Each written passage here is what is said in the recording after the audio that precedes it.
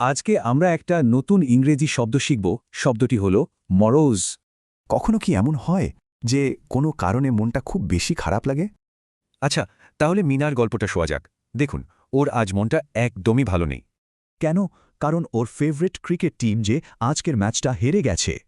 আর তাই ও একদম চুপচাপ, কারোর সাথে কথাই বলছে না, হাসছেও না।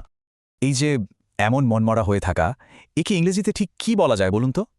এই অবস্থাকেই ইংরেজিতে বলে মোরোজ, মানে মনমরা বা গুমরামুখ হয়ে থাকা। মরুজ শব্দটা একটা অ্যাডজেক্টিভ, মানে এটা কোনো ব্যক্তি বা তার মুডকে বর্ণনা করে।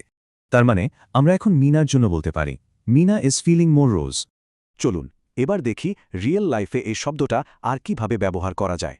এখানে ম্যানেজারের গোমরা ভাবের জন্য পুরো টিমেরই কাজের উৎসাহ কমে গেছে। মানে মন খুব খারাপ থাকা সত্ত্বেও কিন্তু সে কাজটা ঠিকই শেষ করেছে। এখানে তার গোমরা মুখ দেখেই বোঝা যাচ্ছে যে সে সামনের সমস্যা নিয়ে চিন্তিত। স্যাড তো হলো সাধারণ দুঃখ, কিন্তু মরোজ মানে হলো চুপচাপ বিষণ্ণ হয়ে থাকা।